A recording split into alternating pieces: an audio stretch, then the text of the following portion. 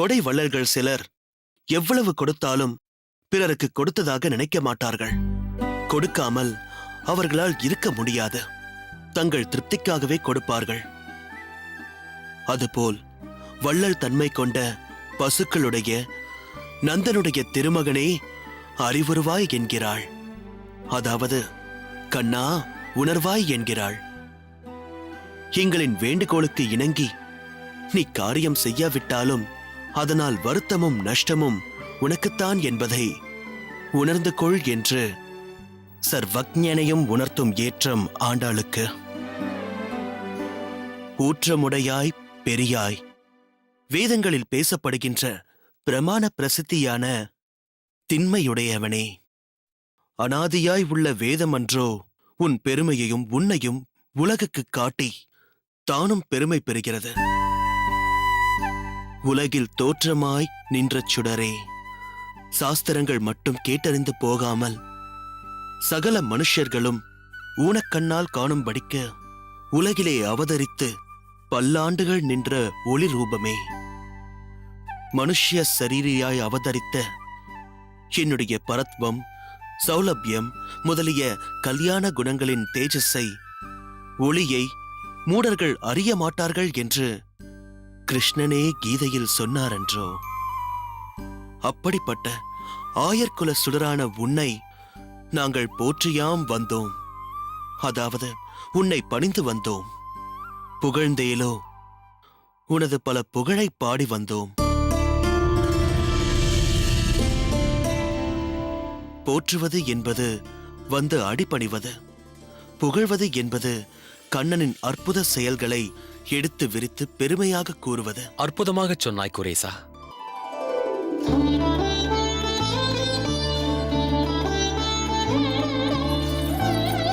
வரவேண்டும் வரவேண்டும். நமஸ்காரம். தங்கள் வரவால் இவ்வில்லம் பாக்கியம் பெற்றது. வாருங்கள் சுவாமி. வணங்குகிறேன். குரேசா, உன் பாசுரத்தின் விளக்கத்தை கேட்டு பூரித்து போனேன். கண்ணனை பலவானாக புகழ்ந்தது பற்றி சொன்னாய். அதுபோல் உன்னையும் உன்னை பெற்ற உன் தந்தையாரையும் உன் விளக்கத்தை மெய்மறந்த சிறு குழந்தை போல் லயித்து கேட்டுக்கொண்டிருந்த உன் பாரியாள் ஆண்டாளையும் எவ்வளவு புகழ்ந்தாலும் தகும். வாசுதேவ குடும்பகம் என்பதற்கு உதாரணமாக இக்குடும்பத்தை சொல்லலாம் என்றால் அது மிகையாகாது.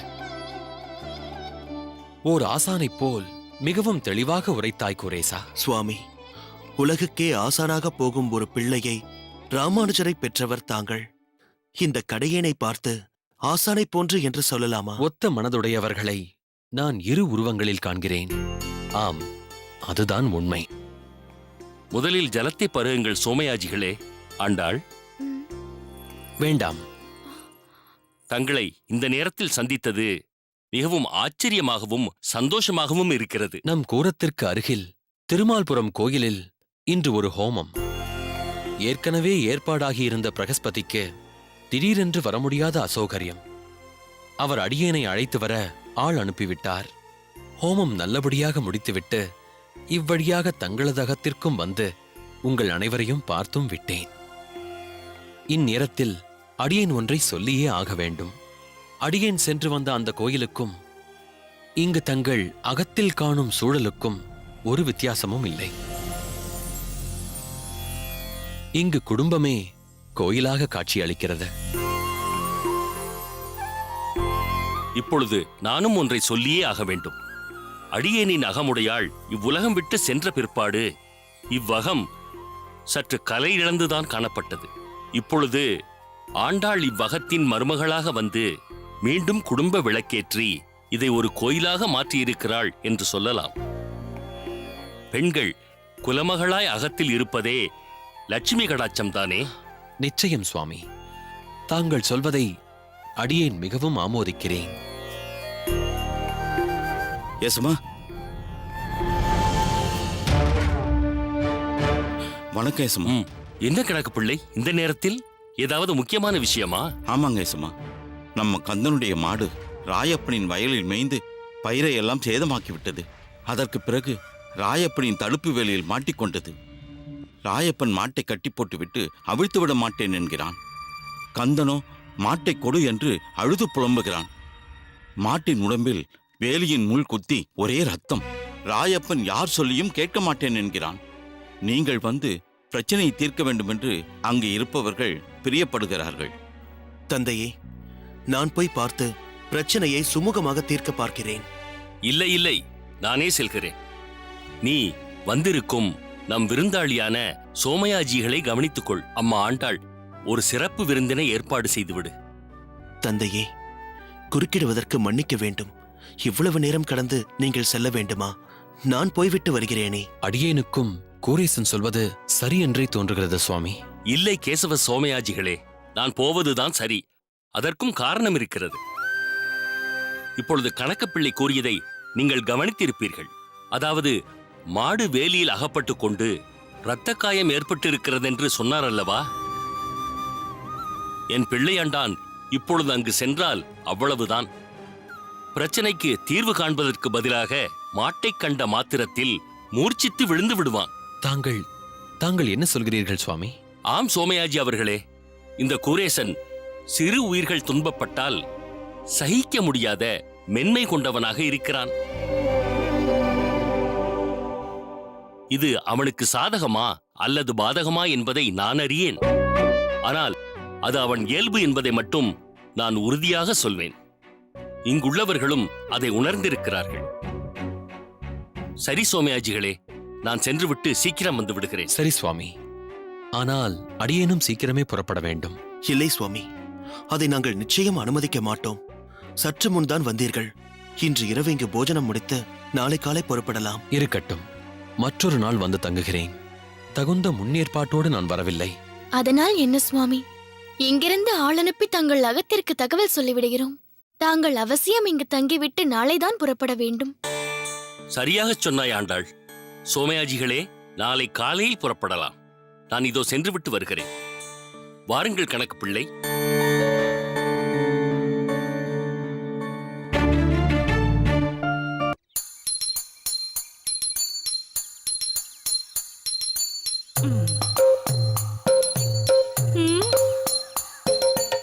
இப்பொழுதெல்லாம் பிரசாதம் என்றாலே பகீர் என்கிறது. அது எப்படி? நான் புடவைக்காரனிடம் கொடுத்த வளையல் திருக்கச்சி சுவாமிகளிடம் எப்படி போய் சேர்ந்தது? தஞ்சாவின் வளையல் விஷயத்தில் இந்த திருக்கச்சி எங்கிருந்துதான் முளைத்தாரோ?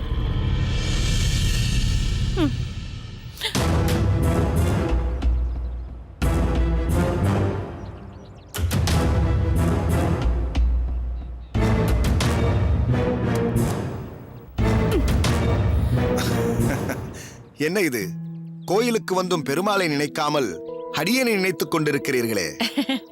பெருமாள் தூணிலும் இருப்பார், துரும்பிலும் இருப்பார் என்பது போல நீங்களும் எங்கும் வியாபித்திருக்கிறீர்களே. உங்களை நினைத்தால் அந்த வரதனை நினைத்தது போல், வரதனை நினைத்தால் உங்களை நினைத்தது போல். நீங்கள்தான் அந்த வரதனிடமே பேசுபவராயிற்றே. அதனால் அவர் வேறு நீங்கள் வேறு என்று நான் என்றும் நினைத்ததில்லை. நானும் அவரை பார்க்க வேண்டும் என்றுதான் நினைக்கிறேன். என் கண்களுக்கு தென்பட மாட்டேன் என்கிறாரே. நம் கண்களுக்கு அவர் தென்படவில்லை என்றாலும் பகவான் நம் எல்லோரையும் பார்த்து கொண்டுதான் இருக்கிறார். எல்லாவற்றையும் பார்த்து கொண்டுதான் இருக்கிறார். ஆனால் அவரை பார்ப்பதற்கான கண்கள் நமக்கு வேண்டும். அந்த தகுதியை நாம் வளர்த்துக் கொள்ள வேண்டும். அடியேனுக்கு அந்த தகுதி இருக்கிறது என்று சொல்ல வரவில்லை. அடியேனின் ஆச்சாரியர் யமுனாச்சாரியருக்கு அந்த தகுதி இருக்கிறது. அவரின் கட்டளைப்படிதான் அடியேன் வரதனுக்கு சேவை புரிந்து கொண்டிருக்கிறேன். அந்த ஆச்சாரியர் அனுப்பி வைத்திருக்கிறார் என்ற தகுதியின் அடிப்படையில்தான் வரதனும் அடியேனுடன் பேசிக் கொண்டிருக்கிறான். நீங்களும் ஒரு ஆச்சாரியரை தேடி பிடித்து சரணடைந்து விடுங்கள். அவர் சொற்படி கேட்டு வாழ்க்கையை அமைத்துக் கொள்ளுங்கள். வேதத்தின் சட்ட திட்டங்களை முறையை கடைபிடித்து பகவானின் மீது அசைவற்ற பக்தியை செய்தால் நிச்சயம் ஒரு நாள் நீங்களும் அந்த வரதனை தரிசிக்கலாம். நம் பிறவியின் பயனையும் அடையலாம். அன்றாட வாழ்க்கைக்கு அல்லோல கல்லோலப்பட்டு கொண்டிருக்கிறேன். இதில் எங்கிருந்து நான் ஆச்சாரியரை தேடுவது, வரதனை சந்திப்பது? ஆச்சாரியரை நீங்கள் தேடி போகவில்லை என்றாலும் அவர் என்றும் உங்களுடன் தான் இருக்கிறார். புரியவில்லையா? அனைவரின் ஹிருதயத்திலும் பரமாத்மாவாக உறைந்து கொண்டிருக்கிறாரே அந்த பகவான், அவர்தான் நம் முதல் ஆச்சாரியர். நம்முடைய ஒவ்வொரு செயலையும் கண்காணித்துக் கொண்டே இருக்கிறார். எல்லா செயல்களுக்குமே அவர்தான் சாட்சியாக இருக்கிறார். அதனால் அவர்தான் முதல் ஆச்சாரியர். பரமாத்மா மனசாட்சி. அதனால் பரமாத்மாவிற்கும் மனசாட்சிக்கும் வேறுபாடு இல்லை, இரண்டுமே ஒன்றுதான். நீங்கள் ஏதேதோ பெரிய தத்துவம் எல்லாம் பேசுகிறீர்கள். என் மூளைக்குத்தான் எதுவும் எட்ட மாட்டேன் என்கிறது. ஆனால் ஒன்று சுவாமிகளே, பரமாத்மா எப்படி சூட்சமமானவரோ அதே போல் தாங்களும் சூட்சமமானவர்தான். சுவாமிகளே, தங்களிடம் ஒரு சந்தேகம் கேட்கலாமா? என்ன சந்தேகம்? அது அது வந்து வெளிப்படையாகவே கேட்கலாமே, எதற்கு இப்படி வளையலை பற்றி தான். வளையலை பற்றி?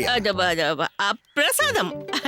அந்த பிரசாதம் எப்படி தங்கள் கைக்கு வந்ததென்று. எந்த பிரசாதம்? அன்று தஞ்சாவூரிடம் கொடுத்தீர்களே அந்த பிரசாதம். அந்த பிரசாதம் எப்படி புடவைக்காரனின் கைக்கு போனது? புடவைக்காரனா? நீங்கள் என்ன சொல்கிறீர்கள் என்று எனக்கு புரியவில்லையே. புரியும்படி அடியேன் சொல்லட்டுமா?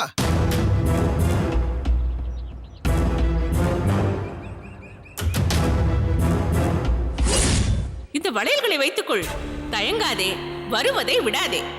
இந்த ஊரில் இல்லாத நகைக்காரர்களா? யாரிடமாவது கொடுத்து இந்த காசாக்கிக்கொள். இந்த பெற்றுக்கொள், பிடி.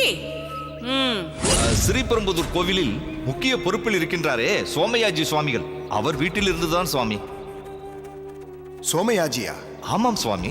சோமயாஜி நகத்திலிருந்து யார் இந்த வளையல்களை உங்களுக்கு கொடுத்தார்கள்? அவர் வீட்டில் சீதன வெள்ளாட்டியாக ஒரு மாமி இருக்கின்றாரே, அவர் பெயர் கூட பட்டு. அவர்கள்தான் கொடுத்தார்கள் சுவாமி. இந்த வளையல்களை தயவு செய்து நீங்களே அவர்கள் வீட்டில் சேர்த்து விட வேண்டும்.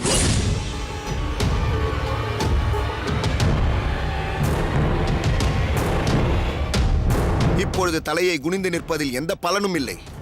அந்த புடவைக்காரனின் நல்ல மனம் அடியேனிடம் அந்த வளையல்களை கொடுத்து விட்டு சென்றான். இதுவே இந்த விஷயம் வேறு யார் மூலமாவது சோமயாஜியின் காதுகளுக்கு சென்றிருந்தால். புரிகிறது சுவாமி, என் நிலை. உங்கள் நிலையை விடுங்கள், தஞ்சாவின் நிலையை நினைத்து பாருங்கள். உங்களை அங்கு கொண்டு சேர்த்தது யார்? தஞ்சாவின் தாயார் கௌசல்யா தானே? இதனால் இரு குடும்பத்தாருக்கும் மனஸ்தாபம் ஏற்பட்டு விடாதா? ராமானுஜன் தஞ்சாவின் வாழ்க்கையில் விரிசல் ஏற்படாதா? நீங்கள் செய்யும் தவறான செயலால் சின்னன் சிறுசுகள் பிரியலாமா? ஒரு குறிப்பிட்ட காலத்திற்கு பிறகு நாம் மற்றவர்களுக்காக வாழ வேண்டும். உங்கள் வாழ்க்கையில் இனி என்ன இருக்கிறது? தஞ்சாவின் நலன்தான் உங்கள் குறிக்கோளாகவும் லட்சியமாகவும் இருக்க வேண்டும். இந்த சம்பவத்தை அடியேன் யாரிடமும் தெரிவிக்கப் போவதில்லை, தஞ்சா உட்பட. ஆனால் உங்களுக்கு தெரியப்படுத்த வேண்டும் என்று நினைத்தேன், அதற்காகத்தான் வந்தேன். இதுவே முதலும் கடைசியுமாக இருக்கட்டும். இனியாவது மனம் திருந்தி நல்ல சிந்தனையோடு வாழுங்கள்.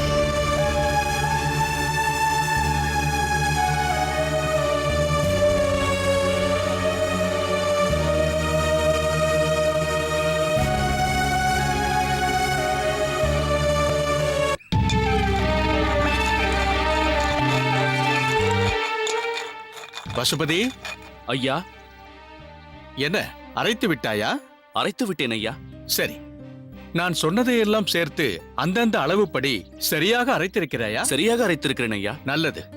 நான் சொன்னதையெல்லாம் நீ சேர்த்து அரைத்திருக்கிறாயா என்று ஒருமுறை நன்றாக ஞாபகப்படுத்திக் கொள். சரிங்க ஐயா. கருந்துளசி இலை, வில்வ இலை, வேப்பிலை, அருகம்புல், சிவனார் வேம்பு, கஸ்தூரி மஞ்சள் பொடி, ஓரிதழ் தாமரை பொடி எல்லாத்தையும் சேர்த்துட்டேனுங்க. சரி, அவைகளை எல்லாம் ஒரு குடுவையில் வழித்து போட்டுக் கொடு. சரிங்க ஐயா.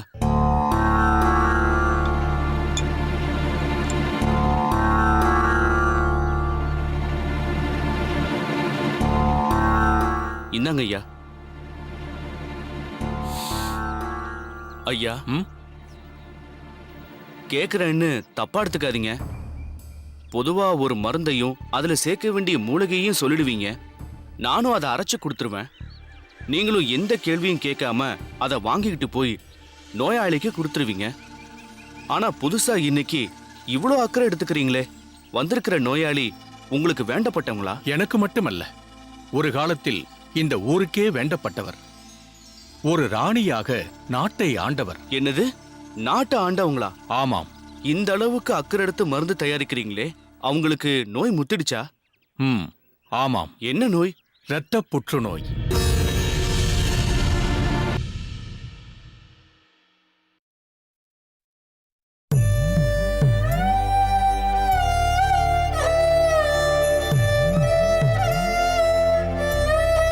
தாயே, மன்னிக்க வேண்டுகிறேன், சற்று தாமதமாகிவிட்டது.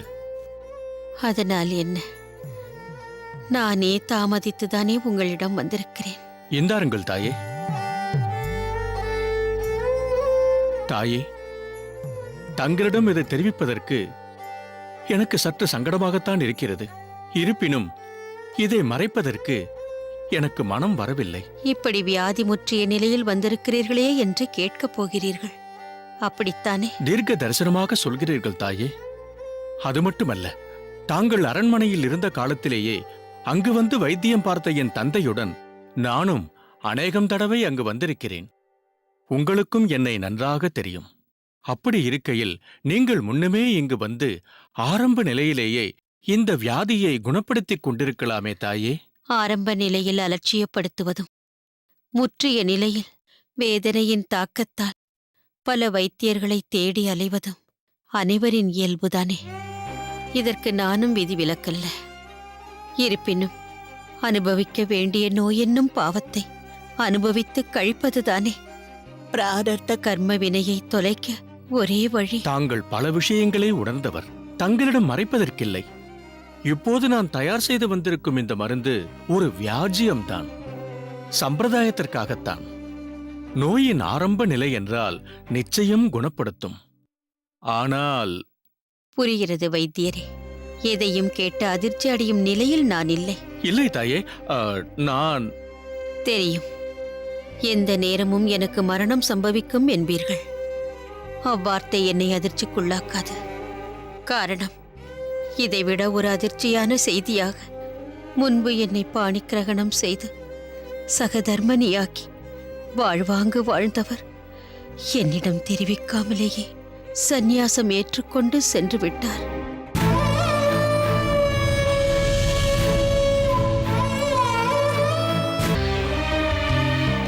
வியாதியின் வீரியம் அதிகமாகிவிட்டது போலிருக்கிறது.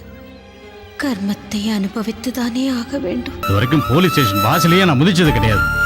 அப்படி இருக்கும்போது போலீஸ்காரன் வந்து ஆத்திலேயே விசாரணை பண்றான். தேவையா? இவ்வளவு அவமானமா இருக்கு.